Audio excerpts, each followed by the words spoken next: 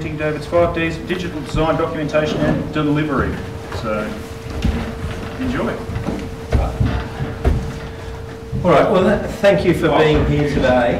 I mean, it's been known for a long time that the Australian construction industry suffers from poor productivity. Recent events, though, that have been driven by structural changes in our economy have exposed our industry to world labour costs as well as cheaper manufacturing and prefabrication techniques. So it's these events that are now starting to give the industry a wake-up call, and that's where BIM comes in, because it seems set to be one of the enablers for a new game.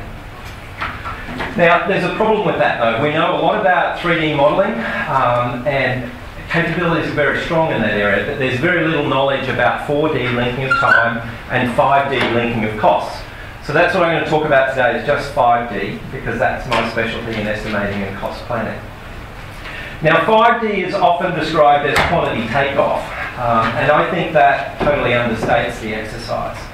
Because if it is just about generating a quantity, then we won't know the cost of the building until the models are complete. And then the other thing is that the estimating process isn't transparent. The estimate's prepared, and the estimator doesn't necessarily sit at the same table as the designers and the owner. And what I think is an alternative and a better approach is for a 5D QS to pull information from the model and then push back data to that model at the right time for the design team to absorb it. What this means is that at an early phase in design, you can test the efficiency of the building. And we can do that before the models are complete, and that's when we have the best opportunity to influence cost. The other thing we can do is we can create a living cost plan. And the difference with a living cost plan is you can calculate that every week if you want to. And that's a real change in what's being offered to the industry by quantity studies in the past. So the result, I think, is a better building. And I think that's because money is targeted at the most important design features, and it's done in a transparent way. And if you have transparency, then that builds trust amongst all the design, all the partners to the project. So what I want to talk to you about today is, first of all, just share with you some figures from a project I was involved in, and then I want to set out a 5D workflow to give you an understanding of what 5D is from start to finish. We'll look at what the new skills are that a 5D QS has, and then we'll touch on things like contracting and cost savings and where they sit and who benefits out of this. So the case study, it's a building in Brisbane. It's within the South Bank Parklands. It was an iconic site. That was the brief from the owner, which was the South Bank Corporation. The park itself is where everyone gathers pretty much in Brisbane. And they wanted an iconic building.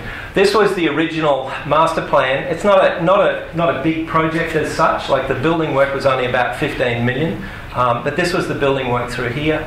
And it also included a whole pile of civil work, which was about bringing the land down to the river. What we didn't know was a couple of years later the river would come to the land. So they didn't really need all that. But the architect was a company called Archifield. This was their first model. Now, the client didn't want anything to do with BIM, and they didn't want anything to do with BIM because the project manager said to them it's risky. So this was not a BIM project. It just happened to be that a bunch of consultants that were pretty good in designing in 3D and a QS that could estimate from that stuff got together and started to produce this building. This is sort of 5 or 6 years ago now. The reason why I like it is because I looked at the cost outcome, and we just had this interesting thing happening with one subcontractor that I want to share with you. But that was the building at the end. So we got this really strong nexus between the first model, the preliminary model, and what was built. While our client didn't want anything to do with it, once we started showing them these images, they got extremely engaged in what it was about, and they wanted to know more and more. In terms of how the models, how that worked, there was no BIM execution plan. It was basically, there was an architectural model, an MEP model, and a structural model. They were all in Revit. The architect put it together in Navis, and he did clash detection to the best that he knew from a design perspective. Now, one of the things that I learned out of that is designers doing clash detection, we're really looking for how we can make this work rather than why it doesn't work. And probably one of the misconceptions, I think, in the industry is that we as designers, to be able to produce what needs to be built, this is where the contractor comes in. Now, the interesting thing that happened was the structural steel subcontractor, while there was the model was given to the head contractor for information, he didn't open it. The structural steel subby found out that there was a model, and he got a copy of that Revit model. He built his Tekla model from it, and then he did his fabrication from that model. But the cool thing he did was he gave his Tekla model back to the architect, and the architect re-coordinated it with what the rest of the work then. And that flashed up a whole pile of problems. But in terms of the build, it came together exactly as was planned from the fabrication point of view. The steel was the single most important trade in terms of the program for the building work. Across the site there was a whole pile of other stuff, so it was important that it went well. But this was the financial outcome. Now, steel on this is 15% of the job. It was around about a $2 million contract. And the difference between the performance of what didn't have subcontractor involvement in it compared to what did have subcontractor involvement in it is huge. Extensions of time on the project amounted to a blowout in time of 60%. And in terms of cost, the increase in the lump sum price through 321 claims was 27%. Now, from our client's point of view, he was ecstatic because it was under his budget. Now, the only reason it was under his budget is because we had a healthy contingency, because it was an iconic building, and we had a low bid contractor. And the contractor did his ass. These claims amounted to about $5 million when they were first submitted, and they were negotiated down to about $2.8 million. In terms of the steel work, there were no extensions of time, and there were just 5 variation claims, and every one of them was prior to the work proceeding. So the variations arose out of that coordination, identifying some additional steel that had to go in. There was no rework, and it came together well. So that's what I like about this job, and I haven't seen it replicated since. So I've worked on many projects where we have subcontractor involvement, but it tends to be everybody, and you don't get to compare these things together. I'm doing some research at the moment on a project where we've got full subcontractor involvement. There's an office building with the same contractor next door, same sort of scale, so we're monitoring the costs on that at the moment. I hope to be sharing that with people in the future. What I learnt out of this is what our role is actually make construction more efficient. So we model to do our designs, but really if we're going to add value to the construction process, it's about making construction more efficient and go more smoothly. So what I did was I sat down after that exercise and I started to think about, well, what is it that from a QS point of view that we can do to encourage more of the 2% stuff rather than the 27% stuff. What's come out of this is we learned some new skills, and we've been doing this for quite some time, but it's really only been in the last 4 or 5 years that we've started to look at precisely what those skills are. The first one is being able to pull information from a model. Now, we use a piece of software called CostX, but there's a more important thing to it, and it's called a map. And the map is the thing that tells everybody what a quantity is. So it will map from the families and the objects within the model to an estimate. And that map has a value to anybody. So in the past, me as a quantity surveyor, I had I could only advise a client. I couldn't advise a subcontractor as well. But if you think about the number of times that someone asked that same question of what's the quantity of carpet through the life of the project, it's that same map that will drive it for everybody. So what's come out of this is a map is actually separate from an estimate, and it's something that can be shared and different people can use it. To give you an idea of how CostX works, it's just a short demo, but this is out of the box. It won't do anything. What makes this work is our model maps and our templates, and also our pricing data. But there's sort of 3 phases to it. This is the initial phase where you're just looking at the model. So it's almost like a viewer. And it works like any of the authoring tools. We can see the properties at that point in time, but we actually haven't imported in any quantities. We can isolate areas, and then the next phase is we start to import it, and you'll see quantity information come in here. And it'll come in by element, or sometimes what's referred to as QSID. The reason that it'll come in this sort of form is because we've mapped it to come in that way. So there's no coding driving this, it's actually a map that's driving it. We can see that those precast panels are 2,186 square metres. We can see where they are. So we can start to verify our measurement in that way. In terms of time, this is double speed. And then the next phase is we're bringing in our estimate template, which is then referring to another database, which is our rate book. And again, this is mapped through. And you'll see that the precast panels go precisely to where they need to go in that estimate. So we've generated an estimate of $8 million in around about, if this was real time, when this was done, it used to take about 3 minutes. And today it takes about 45 seconds. So this is the shift, is this ability to be able to recost something over and over and over. And all we do is revision, basically. So we set up a map, you bring in a model, and then you make that map more detailed as the level of development of the model progresses. So that's one skill. The next one is pushing information and round tripping. So me operating as a QS in my own right, I don't need to push any information back into the model to make it work if my map is robust. But if I want someone else to be able to see the same information as I want, then I need to be able to place codes in that area that will make that work. We use BIM link, which is gold. And basically what we do is we pull the information into CostX, we attach a whole pile of codes on the side of it, of the ones that we want for that project, we export them out and then push them back into the model, into the instance parameters. The types of things that are valuable are trade package codes, work breakdown structures, activity codes, perhaps costing codes for that project. But trade package codes themselves are extremely valuable. And I think that's something that is difficult to put in at an early time. What's important about putting information within a model is to put it there at the right time. If you put it there too early, then you've got to maintain it, and it becomes a bit of a nightmare. So it's about the right time. The other skill that we've developed is validating models and a thing called a workaround, which we all know from Revit, but it also happens in quantity surveying. What we're looking at here is a model that we're working on recently, and we use Celebri to validate the model. So we're working with IFCs, and this is a Revit structural model. And basically we use Celebri because it works well for us in its search sets for identifying what's not there. So we're not so interested in clash, we're interested in where it doesn't clash. And the reason for that is if it clashes, the quantity's probably right, but if it misses, there might be something extra that's needed. So what we do is, the bane of our life is remeasurement.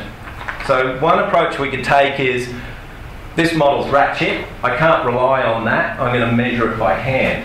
The problem with that is the next time it comes into my office I'll have to measure it by hand. So what we do is we rely on the model for the quantity. That is actually sitting there in our estimate sheet, and then we make an adjustment for the additional concrete if that's what's needed to go into that gap. We give that workaround a number, we're able to search all of our database to find our workarounds, and we send a note to the engineer and say, hey, what's going on here? Is there more concrete to go in, or have you just got the offset wrong? In this instance, the offset was wrong. So once it's repaired in the model, then we delete the workaround. That way, it will then update again next time. And this is a skill, is identifying how to map and where to continue to do it. The other area is in negotiations and price transparency. So when you're using models to visualise quantities and you're in a negotiation, the other side gives up. In the past, I've had, you could put 5 QSs in a room and they would all come up with a different quantity and they would all explain why their dimensions are better than the other ones. But when you start presenting information like this, people can't be bothered. That takes us around about 2 or 3 minutes to do. This is 1/4 of the structural model on a $1.8 billion-dollar hospital. In the past, if the yellow is revised, if I saw a set of drawings that had that many revisions on it, we'd just leave. This is not an issue here. So it's this new skill that's come about. It's this ability to be able to revision things, use that as a way to negotiate, create transparency because you can identify every change. So the methodology itself, I've based it around LODs, and they're not strictly correct because what we find is different disciplines are at different levels of development at the same time on a project. For instance, when we're heading towards as construction, we're actually letting contracts on the structure while the architectural model is still being developed along further. So you actually find in that instance the structural model is ahead of the architectural model in its development. The idea of the arrow is we know very little in the beginning, we know lots at the end. What we need to do from a QS point of view is make those big decisions when we know very little, and at the end you're making little tic-tacky sort of decisions that are fine-tuning type things. The concept stage, what we do in a traditional workflow, and this is unchanged, we estimate elementally. If there is a model available, we'll pull mass information from that model. It might be a Revit massing model. If it's SketchUp, we won't get any information, we get geometry though. At the next phase, schematic design, we're still estimating elementally. But now we're starting to look at things like, well, a facade is so much cost, a roof is so much cost, that style of thing. It's not like we're putting a flat rate on the whole area of the building. We're pulling general assembly information from the model, and in terms of what we can push back elemental codes if they're valuable at that time. The same as work breakdown structures, but they may not be valuable at that time. When we get to DD, we're then estimating at sub-elemental level. So while at schematic design we might have a rate on substructure, or we might have a rate on the ground slab and then piled foundations, at this time we're now starting to say, well, there's so many cubic metres of concrete in pad footings, there's so many tonnes of reinforcement, that type of thing. And we're rating it up. We're pulling specific assembly information from the model, and we start to push back again sub-elemental codes if they're valuable.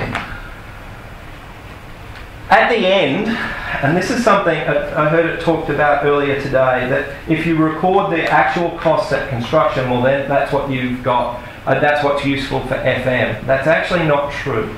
Now the reason for that is there's a number of different figures that are required for FM. So one thing they're interested in is the replacement cost of something to insure it. Now if you dig a hole, you don't insure a hole. If you demolish something and it doesn't exist anymore, you don't then insure it later. So it's about filtering the costs and deciding what needs to be kept and what needs to be used. They use different figures for different things as well. So if you're doing a maintenance budget, it will be looking at the expected life, or the life that the manufacturer says this thing will live for, as compared to if you're looking at a depreciated cost, the tax office tells us what those lives are. So you end up with different information that needs to go into there. In terms of the things that we do in these different phases, the initial one is about working the concept. It's about making the building more efficient, and I'll give you an example of that. Within 200 to 300, it's the commencement of the living cost plan. The reason why it starts there is because that's about when the model gets fixed. The types of tools we use then are cost benchmarking, that style of thing. You start to look at alternatives in structure, and we can do that through revisioning. When we move beyond 300 and we're starting to set up for construction, getting ready for construction, it's the first time that we do things like quantity takeoff. We can prepare trade packages. They can be done in Australian standard method format if that's what's required. These sorts of things weren't believed to be possible only sort of 5 years ago. When we head to construction, so once we're underway, we basically pull out the estimating rates and you put in the contract rates. When we've got the contract rates in there, you can start to value variations and those types of things when models change. So they're the types of tasks that are done. A couple of examples. Working the concept, this is an apartment building that was in Brisbane, 286 units. The turnout cost was 56 million. Basically what we track is what the area is per unit. So we're not interested in the different types of units, we want to know what the average area per unit is. And then we want to know what the saleable area is, because that's what makes the money. And that's how the valuers value it. So here we're building 110 square metres of building and we're selling 66. That 110 doesn't include balconies. Balconies are actually something that makes money. So you start to look at the efficiency of the building. We compare that to its competing apartment projects in that market. So we don't want like design, we want to look at what's being sold for the same amount of money and for that same sort of quality. And it looks pretty good. 110 square metres, we're inside it, but it is too small. But here's a key one, that common area, 28 square metres versus 15.5. So at that early phase, if I give that one direction, we'll save $6 million on the project. Now to save $6 million on a project when you're at tender, 10% is really, really hard. Because you're left with things like floor coverings and tiles and tapware and yada yada, and you just won't get there. You'll usually sort of save 2 or 3% unless you delete whole sections of work. So that's one example. Basically you have a lot of those happening at the same time, you start to get a more efficient building. But it still keeps its design in there, its design intent. Log 200 is about benchmarking. This is the same project, so we're costing it up. It's working out to $2,067 a square metre. This is quantity surveying speak, or QSIP. Basically, we record every cost on every project we work on in this way. These are tendered costs. So we're comparing what this one's estimating at to what has been recently tendered in the market. And we find that this one's too high. But by looking at the elements, it's pretty simple. There's only two areas. It's the structure and the plumbing that needs to be looked at. So the QS role is not so much about quantity takeoff, it's more about identifying where we can make some improvements. The transparency comes in because we might decide, well, we want to spend that money on plumbing. So these decisions are made along the way. The living cost plan, the way it works, and this is some work that we did with CSI. A complicated hospital, it was 56 models, but revisioning between one model to the other and then produce a report. So this is how the information looked on that building. And it gets very, very precise. So you're able to indicate every quantity for every item and how it's changed. And while it's not a bill of quantities, it looks an awful lot like one. And many people, they wouldn't tell the difference. These descriptions are all driven from the model. We haven't added anything to it. We've added a couple of little words to make punctuation and stuff like that within the map, but really we've just taken information from different places in the model and assembled it in the way that it makes sense. When we're looking at alternative designs, it gives a level of precision. So value management is often driven around a shopping list. The old school way was you give a shopping list to a QS or to the builder, put some figures on it, goes, oh, we'll never save that amount, and you start stripping out money. So it might actually work it out to $250,000, but not convinced that the design will reflect that, so I'll report it at 200. The problem with that is often people look at it and they go, well, if we're only going to save that amount of money, I think I want to keep it.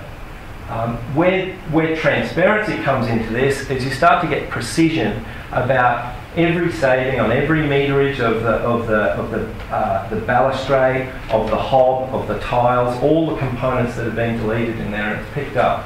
It gets around this problem with contractors where they say, you've reduced the area of the building, and he says, oh, but you reduced the living area.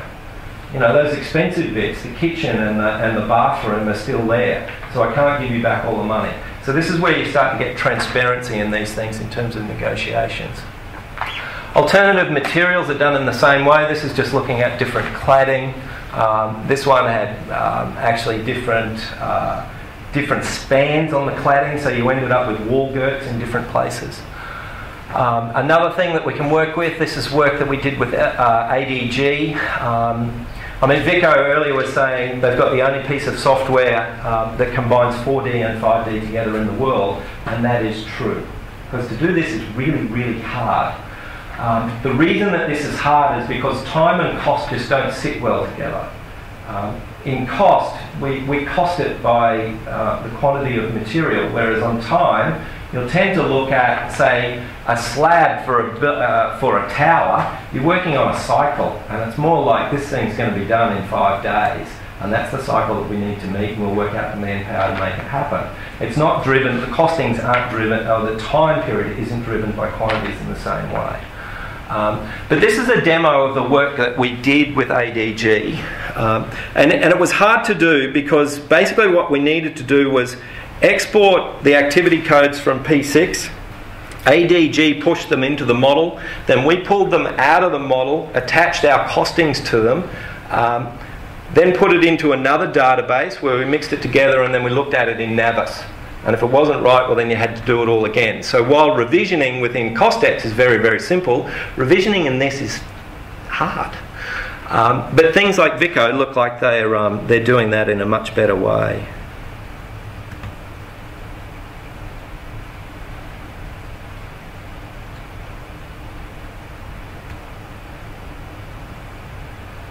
So the work that we actually did, or the work that we did was on a LOD 400 model. So we're doing it for a subcontractor, and we were looking at his general ledger at the cost he'd incurred on the job, and then we were projecting forward on what his cost to complete was to work out what his margin was going to be. And that is extremely valuable. We were doing that 1 month to another. But this sort of stuff where you're looking at sort of cash flow, while this is precise, I'm not certain that it will bring the value that people think it will bring. Where this really comes into play is when you start looking at what the actual costs are on the project, and that will come from the people that own the costs.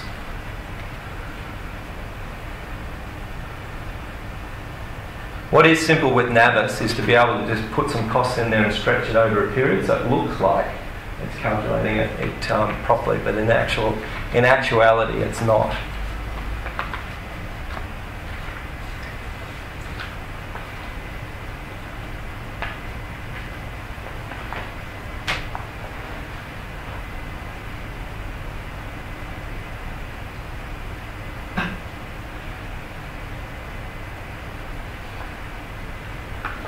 Another example, I talked earlier about contract admin. So something that's a no-brainer is when we're working on designs, and we tend not to model reinforcement, but something that has extreme value to a contractor is modelling reinforcement. And I think every contractor should pay to have a reinforcement model. And the reason is because you can keep entirely up to date as to how those quantities are going and what those costs are. The way things are done in the current format is basically there's some design tonnages per cubic metre that are used to base the budgets. The supplier brings the steel and he bills for it along the way, and you don't find out you've got to blow out until the end. You can do some cross-checks on elements along the way, but invariably it gets left at the end. So nobody cares about it along the way, but at the end everyone wants to know about it because there's usually a significant loss there. Now, the next step is then, we'll get someone to remeasure it. And that will generally be within a construction office. It'll be the cadet that gets that job because it's a bugger of a job. Whereas if it's modelled, if a bit of money is spent in creating the models at the outset, these costs can be tracked extremely closely. This project itself was 1,000 tonnes in one wall. And ADG modelled this as well. And I mean, there's just these couple of bars that were added in green that across the building, across the structure, added in 15.5 tonnes. Now, in the overall scheme of it, that money wasn't very much, but these things are happening with every revision that goes through, so it gives a good way of tracking it. So there's some examples of what a 5DQS can do and how that workflow comes together. The next thing I'd like to do is just give you a sense of how that affects contracting, because we've talked about IPD and that sort of thing today, and we'll also look at where those costs sit. Now the first thing is BIM execution plans. I've read many, lots of them. I've got one that I was reading on the plane here. It's 339 pages. Much of it I've read before, a lot of other stuff that's new. And it's a big deal, but when I look at it, I think it comes down to three things, and if a design team gets them set in their head, you start to get along the way. And an execution plan needs to be revised. So as you get new characters come to the stage, you get a builder involved, it's time to relook at the execution plan, and tasks may change. But really, if you understand the process of what you're delivering, whether it's concept or whether you're working towards just design or bid, understand clearly what that deliverable is, understand what the behaviour is in terms of how information is going to be exchanged. So whether, as from a 5DQS, if I'm just going to get information from people, or whether I'm going to be part of the cycle and whether information is going to round trip, and understanding how that occurs. And then the last one is really getting this level of development sorted on the technology deliverable side. So not the technology itself, but clearly understanding what's being delivered. And invariably, it's different for different design disciplines. So what happens in mechanical at bid stage might be very different to what is happening with structure at bid stage. But in terms of the contracts itself, so looking at my office in Brisbane, we've got 420 current projects. 85% of those are lump sum. It's never going to change to IPD in my lifetime. Right? So that's where our culture is. So if you want to apply this thing to the market at the moment, it needs to work in a lump sum environment. And the way I look at that is basically encouraging what happened on South Bank with that subcontractor in a lump sum space, because that's what that was. So in the first instance, we've got designers, and they're basically developing up a 4-tender model. It doesn't matter whether it's tendered on the model or whether there's 2D drawings or whatever. That 4-tender information is handed to a contractor. And then we need to tell the contractor, don't start work. Take the time to understand what the model information is about for him to do his own clash detection. So while our designers have done the coordination and the clash they best can, the next phase is for the builder to do the clash. And he's going to identify issues and then pass them back to the designers to then look at what they need to change, if anything, yada yada yada. If it generates variations, value them, agree them, and move on. This isn't very different to what we did when I started in construction. We heard that a lot today. But there used to be a 4-tender set of documents that were issued. Design still went on while it was at tender, and then there was a 4-construction set. The 4-construction set was actually different to the 4-tender set. Today we tend to issue a 4-tender set, and at construction we just change the title block. Nothing changes other than it's now issued for construction.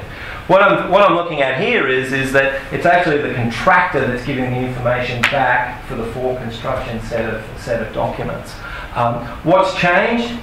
Before, a builder could not get his head around all of the gazillion documents that we provide him. But with the search sets and things like that, if he's proficient with using things like Celebri and Navis and yada yada yada, he can do these checks very, very quickly. If he starts to attach his 4D information to it and cost information to it, he gets a very strong understanding of what this building's about. So it's about forcing him to do this work to understand what the building is about. And he can bring his subcontractors along the way if he wants. So what does all this mean for costs? Something I've read a lot about is that BIM saves money. The UK government has got a target of we're going to save 20%. It's crap. Right? And the reason that it's crap is because it's about a supply chain.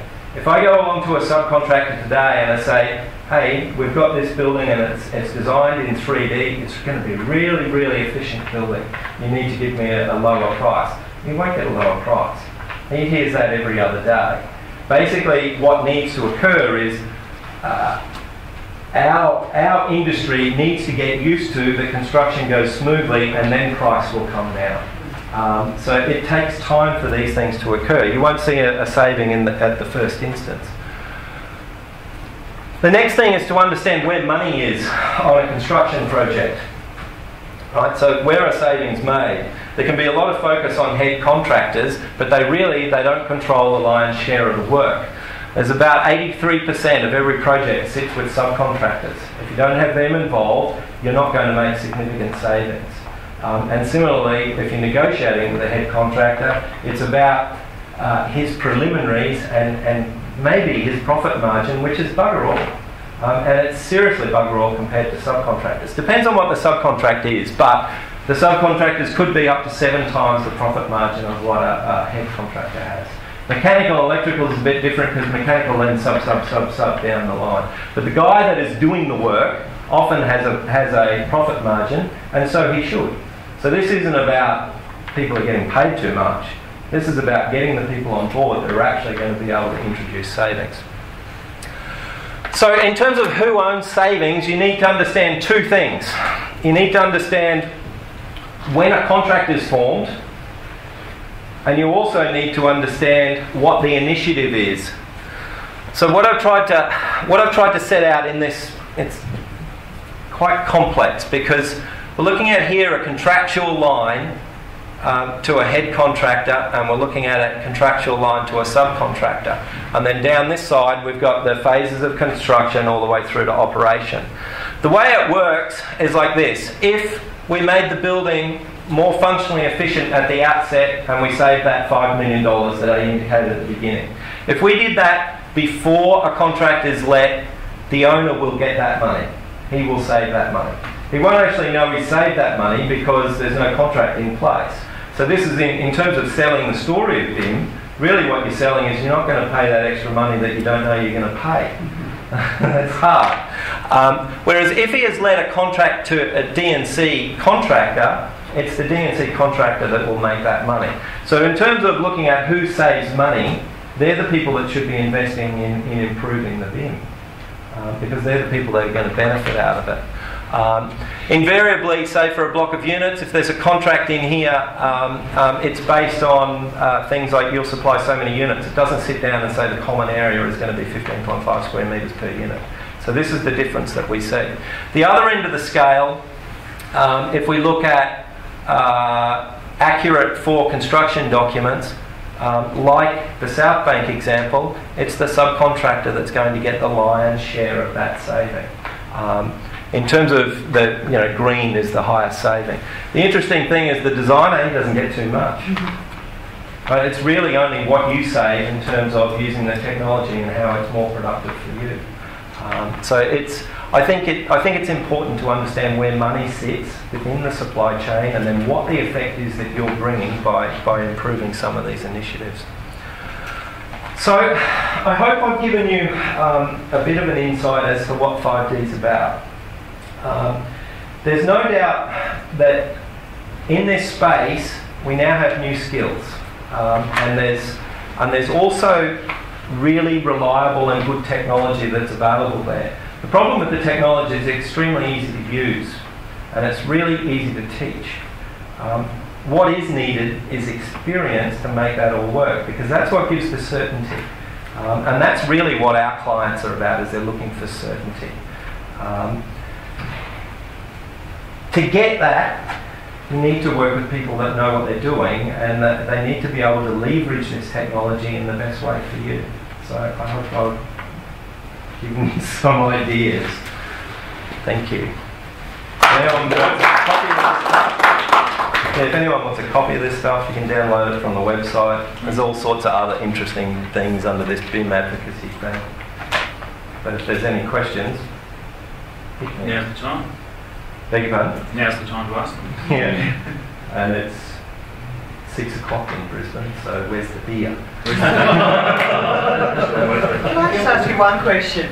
Yep. David, what involvement and work have you done with the WA state government? Have you been involved in chatting? Right. No. Right, yeah.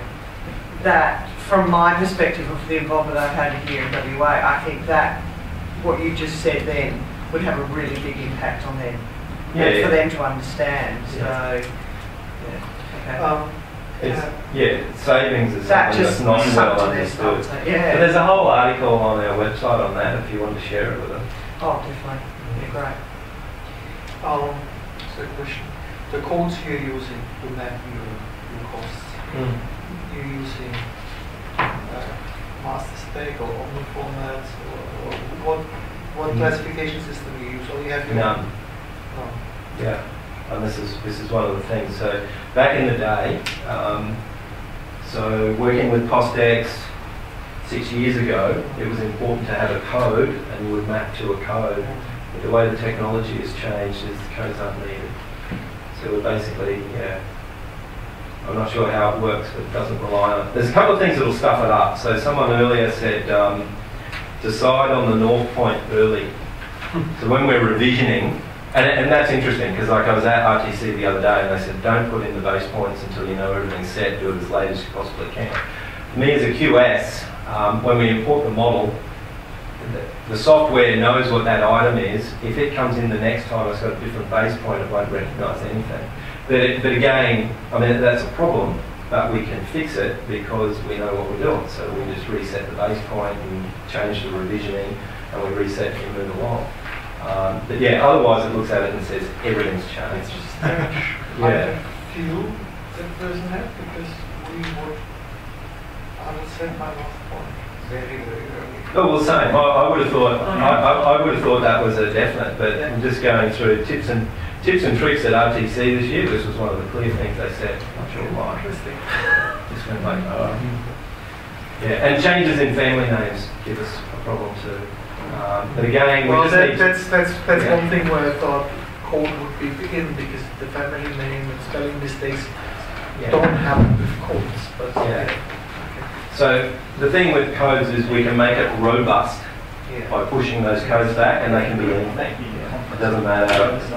But since you work on your own model, so in a way you have your own responsibility. You have your own space of responsibility. Oh no! These are all external models. But when you get them, you can check them. You don't have to rely on the architect's work. You still QS them if they work against your costs. Yeah, I mean, we always have to do some 2D measure because not everything's modelled. So there's an amount of work that comes from the model, and then there's an amount of work that's done in 2D. But we always try to make the 2D as little as possible. Like some of the bits you were missing, obviously you found out, and you took responsibility for finding out. That hasn't changed. Yeah. So if a drawing, working in the paper space, if there's a drawing that had a mistake in it, that wasn't an excuse for getting the estimate wrong. And it's no different in the modelling area. Just a question, what do you see as the next big shift or change that you would like to see for industry? Anything that... No, well, our main...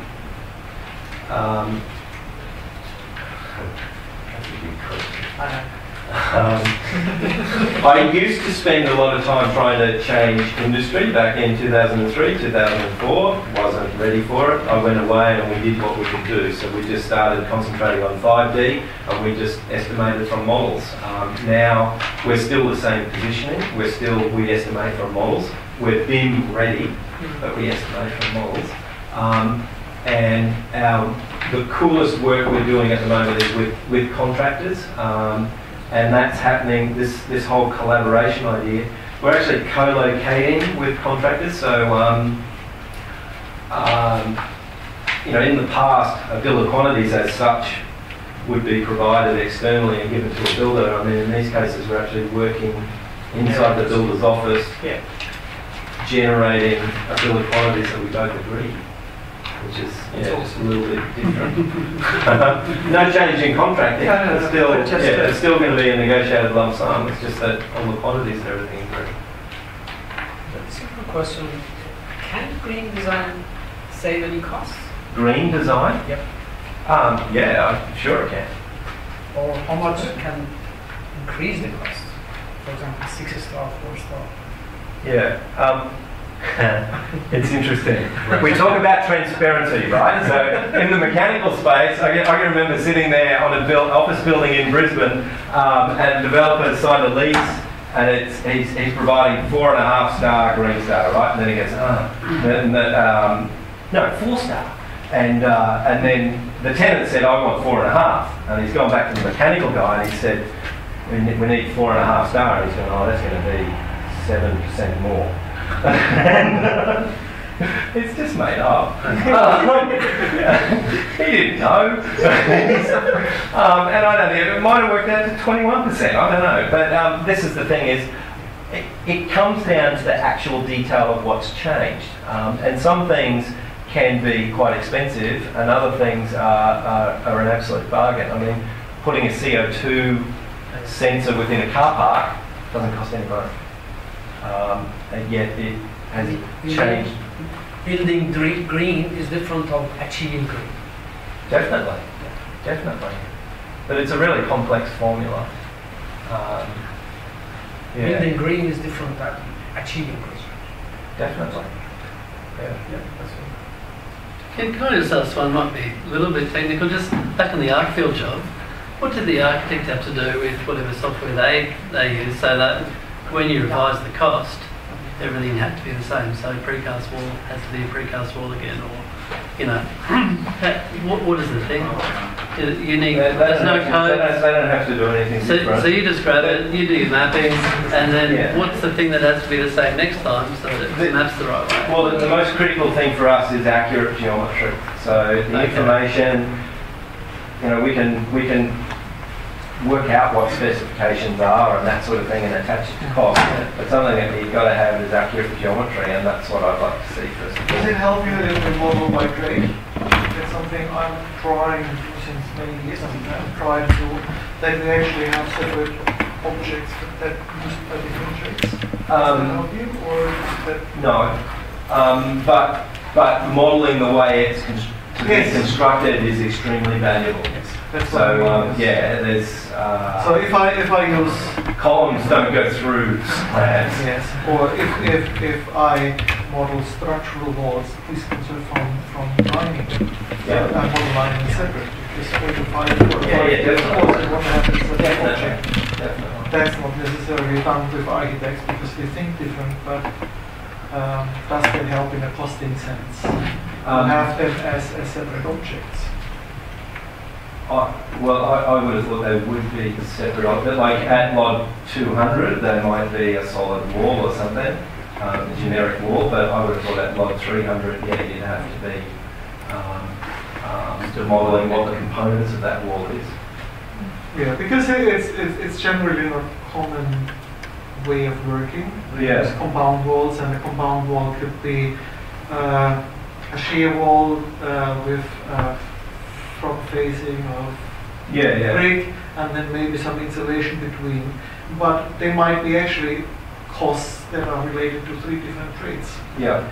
So generally, because I come from construction, I tend to say model it separately.